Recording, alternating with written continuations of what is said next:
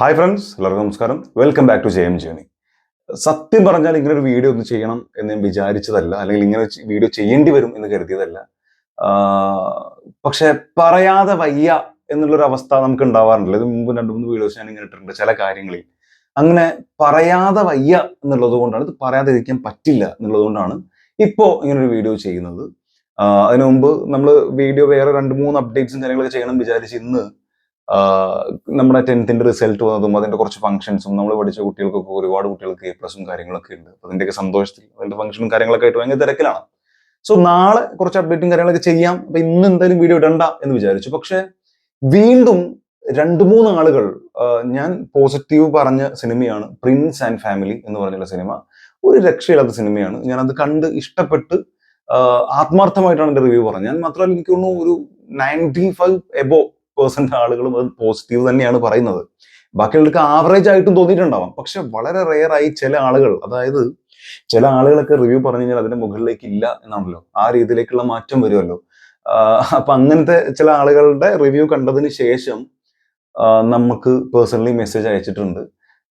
അദ്ദേഹം ഇങ്ങനെ പറഞ്ഞിട്ടുണ്ടല്ലോ, സോ ഈ പടം ഭയങ്കര ഫ്ലോപ്പാണ്, നിങ്ങൾ എന്തിനാണ് ഈ പൈസ വാങ്ങി റിവ്യൂ പറഞ്ഞത്. ഇത്തരത്തിൽ പൈസ വാങ്ങി എന്നൊക്കെ പറയുമ്പോൾ ഭയങ്കര ദേഷ്യം വരും ചില സമയത്ത്. അതായത് നല്ല സിനിമയാണ്, പൈസ വാങ്ങി എന്ന് പറയുമോ, നിങ്ങൾ തെറി വിളിക്കുമോ, അതൊക്കെ നിങ്ങളുടെ ഇഷ്ടം, എന്താ ചെയ്തോ, നമ്മളെ കാര്യമാക്കുന്നില്ല. പക്ഷെ നല്ലൊരു സിനിമേനെ നമ്മൾ വളരെ ആത്മാർത്ഥമായിട്ട് അതിന്റെ കാര്യങ്ങൾ പറയുന്ന സമയത്ത് അതിന് നിങ്ങൾ പൈസ വാങ്ങി എന്താ പറയാ, അത് വലിയ സംഭവമാക്കണം എന്നൊക്കെ പറഞ്ഞിട്ട് അതിനെ തളർത്താൻ ശ്രമിക്കുമ്പോൾ, ആ പോയിന്റ് നിങ്ങൾ ശ്രദ്ധിക്കണം. നമ്മളെ പറഞ്ഞതല്ല, ആ സിനിമയെ നിങ്ങൾ ഡീഗ്രേഡ് ചെയ്യാൻ ശ്രമിക്കുമ്പോൾ എനിക്ക് ചോദിക്കേണ്ടി വരും, നിങ്ങൾ ഡീഗ്രേഡ് ചെയ്യാൻ എത്ര പൈസ മേടിച്ചു എന്ന് തിരിച്ചും ചോദിക്കേണ്ടി വരും.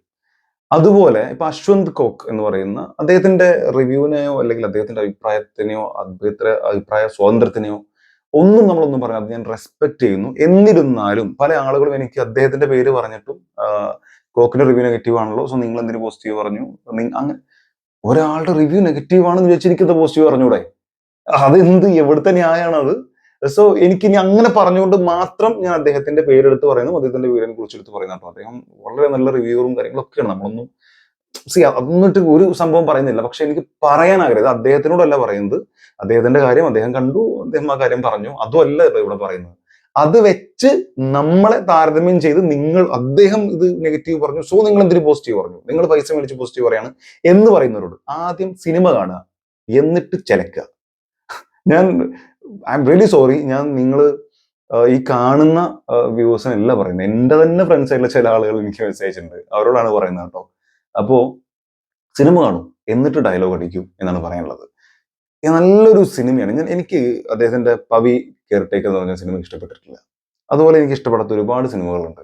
അദ്ദേഹം വലിയ കംബാക്കിന് ശ്രമിക്കുകയും എന്നാൽ ടിപ്പിക്കൽ ദിലീപേട്ടൻ കഥാപാത്രങ്ങളിലേക്ക് വീണ്ടും വീണ്ടും പോവുകയും സ്ഥിരം നമ്മൾ കണ്ട സാധനങ്ങൾ കൊണ്ടുവരികയും അങ്ങനെ ഒരു സംഭവം ഉണ്ടായിരുന്നു. പക്ഷെ ഇവിടെ അത് ഡിഫറെന്റ് ആണ്. ഇവിടെ കംബാക്ക് ആണ്, ദിലീപേട്ടന്റെ കംബാക്ക് ആണ് നടന്നിരിക്കുന്നത്. ആർക്കാണ് ഇത് സഹിക്കാത്തത്? ആർക്കാണ് ഇത്ര കുരുവൊട്ടൽ? എന്തിനാണ് ഇത്ര കുരുവൊട്ടൽ? അദ്ദേഹത്തിന്റെ പേഴ്സണൽ ലൈഫ് എന്തും ആയിക്കോട്ടെ. ഇവിടെ പേഴ്സണലി പല രാഷ്ട്രീയത്തിലുള്ള, BJP-യിലുള്ള, കോൺഗ്രസിലുള്ള, കമ്മ്യൂണിസ്റ്റിലുള്ള, അതുപോലെ പല വിഷയങ്ങളിലുള്ള പല കേസുകൾ വന്നിട്ടുള്ള, ഈവൻ ലഹരിക്ക് പോലും അഡിക്റ്റ് ആയിട്ട് വന്നിട്ടുള്ള പല സ്ത്രീകളുമായിട്ട് ബന്ധപ്പെട്ട പല കേസുകളും വന്നിട്ടുള്ള എത്ര ആളുകൾ ഇപ്പോൾ അഭിനയിക്കുന്നത്, അവരുടെയൊക്കെ സിനിമകൾ നമ്മൾ കാണുന്നില്ലേ? സിനിമയെ സിനിമയായിട്ട് കണ്ടാൽ പോരെ. ദിലീപ് എന്ന് പറയുന്ന വ്യക്തിയല്ലോ, ദിലീപ് എന്ന് പറയുന്ന നടൻ, അദ്ദേഹത്തിലെ അഭിനേതാവ് ഇവിടെ വളരെ ബ്രില്യന്റ് ആയിട്ട് പെർഫോം ചെയ്തിട്ടുണ്ട്, വളരെ ഗംഭീരമായിട്ട് പെർഫോം ചെയ്തിട്ടുണ്ട്. അത് അംഗീകരിക്കാൻ എന്തിന്റെ പ്രശ്നമാണെന്ന് എനിക്ക് മനസ്സിലാവുന്നില്ല. പേഴ്സണൽ ലൈഫ് എന്തോ ആയിക്കോട്ടെ, അദ്ദേഹവുമായി ബന്ധപ്പെട്ട് നടക്കുന്ന കേസുകളോ കാര്യങ്ങളോ എന്തോ ആയിക്കോട്ടെ, പക്ഷെ പ്രിൻസ് ആൻഡ് ഫാമിലി എന്ന് പറയുന്ന സിനിമയിലെ പ്രിൻസ് എന്ന കഥാപാത്രം അവതരിപ്പിച്ചിരിക്കുന്ന ദിലീപ് എന്ന് പറയുന്ന നടൻ ആ റോളിനോട് 100% ജസ്റ്റിഫിക്കേഷൻ നൽകി തന്നെ വളരെ ഗംഭീരമായിട്ട് ചെയ്തിട്ടുണ്ട്. ആ സിനിമ കാണാതെ നിങ്ങൾ ആരും ഡീഗ്രേഡ് ചെയ്യാൻ ശ്രമിക്കരുത്. റിവ്യൂ ഓരോ ആളുകളും അവരുടെ അഭിപ്രായമാണ് പറയുന്നത്, അത് നിങ്ങൾ കേൾക്കാം. പക്ഷെ അത് കേട്ടിട്ട് മാത്രം ഈ പടം മോശം എന്ന് പറയരുത്. നിങ്ങൾക്കത് കേൾക്കാം, എന്നിട്ട് നിങ്ങൾക്ക് സിനിമയ്ക്ക് പോകണോ വേണ്ടേ നിങ്ങൾക്ക് തീരുമാനിക്കാം, അതൊക്കെ നിങ്ങളുടെ ഇഷ്ടം. പക്ഷെ നമ്മൾ അതിനെക്കുറിച്ച് നെഗറ്റീവോ പോസിറ്റീവോ പറയുന്നതിന് മുമ്പ് നമ്മൾ ആ സിനിമ കണ്ടിരിക്കണം. അതല്ലാതെ നിങ്ങളത് പറയരുത് എന്നുള്ളൊരു വളരെ സ്നേഹത്തോടെ കുറച്ച് കാര്യങ്ങൾ, അത് ഞാൻ ഇപ്പോഴും പറയുന്നു, കണ്ടുകൊണ്ടിരിക്കുന്ന നിങ്ങളോട് മാത്രമല്ല, പക്ഷെ നിങ്ങളിലും ചിലപ്പോൾ ഉണ്ടാവാം അങ്ങനെ പറയുന്ന അവരോടും നമ്മളെ വെറുതെ ചൊറിയാൻ വരുന്നവരോടുമാണ് ഇങ്ങനെ പറയാനുള്ളത്. ആൻഡ് ആ സിനിമയിലെ കഥ, ഷാരിസ് മുഹമ്മദ് എന്ന് പറയുന്ന അതിന്റെ റൈറ്റർ എത്ര ഗംഭീരമായിട്ടാണ് എഴുതിയിരിക്കുന്നത്. ഇന്ന് പറയാൻ പറ്റുന്ന വ്ളോഗേഴ്സുമായിട്ടൊക്കെ ബന്ധപ്പെട്ടിട്ടുള്ള ഒരുപാട് കാര്യങ്ങൾ നമ്മൾ കാണുമ്പോൾ നമ്മൾ ചിന്തിച്ചു പോകും. ഇങ്ങനെ ഒരാളുണ്ടെങ്കിൽ ആ ഫാമിലിയുടെ അവസ്ഥ എന്താ നമ്മൾ ചിന്തിച്ചു പോകും. അതുപോലെ അതിലെ ഇമോഷൻസ് നമ്മളിലേക്ക് എത്തുന്ന വിധം എന്ന് പറയുന്നത് വെറുതെ കുറെ ഇമോഷൻ ഇവരെ കരയിപ്പിച്ച് വണ്ടാരടക്കണം എന്ന് പറഞ്ഞ് ചെയ്യുന്നവരോടൊന്നും ഇതിലില്ല. ഈവൻ ദിലീപേട്ടന്റെ കഥാപാത്രമോ അല്ലെങ്കിൽ ഏതെങ്കിലും ഒരു കഥാപാത്രമോ അവരുടെ ആ ഒരു ലൈൻ ഉണ്ടല്ലോ, ആ ലൈൻ വിട്ട് പോയിട്ട് ഓവർ ആക്ടിങ് ചെയ്യുന്ന ഒരു അവസ്ഥ വന്നിട്ടില്ല. പക്ക പെർഫെക്റ്റ്ലി ഡൺ എന്ന് നമ്മൾ പറയില്ല, അങ്ങനെയാണ് ഇതിന്റെ ഡയറക്ടർ ഇത് ചെയ്തു വെച്ചിരിക്കുന്നത്.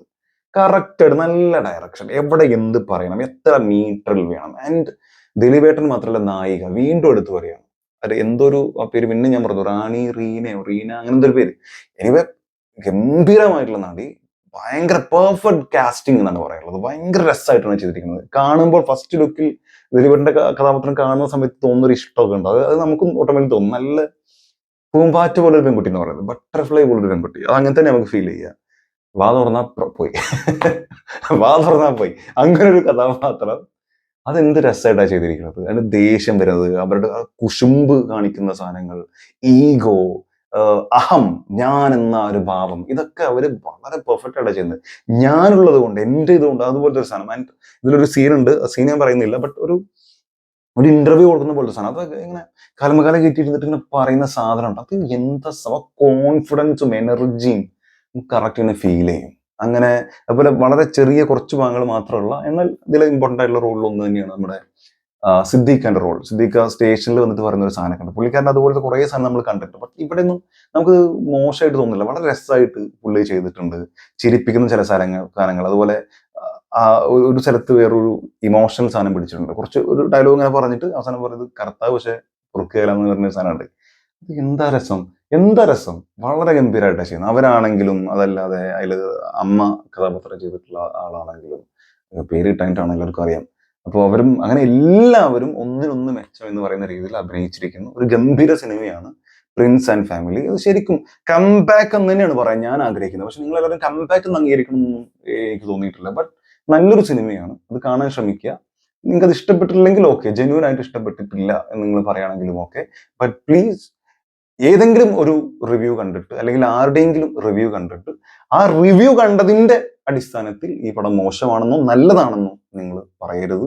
അങ്ങനൊരു നമ്മൾ വളരെ സ്ട്രോങ് ഒരു സ്റ്റേറ്റ്മെന്റ് പറയുന്ന പോലെ ഈ പടം കൊള്ളൂല എന്ന് നിങ്ങൾ പറയുന്നുണ്ടെങ്കിൽ അത് കണ്ടതിന് ശേഷം ആത്മാർത്ഥമായിട്ട് നിങ്ങൾ കണ്ടിട്ടില്ലെങ്കിൽ ഇഷ്ടപ്പെട്ടില്ലെങ്കിൽ മാത്രം അത് ഇഷ്ടപ്പെട്ടിട്ടില്ല എന്ന് പറയാം. ഞാനൊക്കെ ഇവിടെ റിവ്യൂ പറയുന്ന സമയത്ത് എത്ര സിനിമയിൽ താഴെ എത്ര തെറി കേട്ടിരുന്നു. അയ്യോ, നമ്മൾ ഇതിലൂടെ കേൾക്കുന്നു, ഇതിലൂടെ പോരുന്നു. കാരണം നമ്മൾ പറയുന്നത് വളരെ ജെന്യൂൻ ആയിട്ട് ഒരു സാധാരണക്കാരനായിട്ടുള്ള ഞാൻ ഒരു സിനിമ കാണുമ്പോൾ, കാരണം അതിനപ്പുറത്തേക്ക് നമുക്ക് സിനിമയെ കുറിച്ച് അറിവ് വെച്ചാൽ നമ്മൾ കണ്ടും കേട്ടും നമ്മൾ അറിയാൻ ശ്രമിച്ചും അറിയുന്ന കുറെ കാര്യങ്ങൾ നമ്മൾ പഠിച്ചിട്ടൊന്നുമില്ലല്ലോ.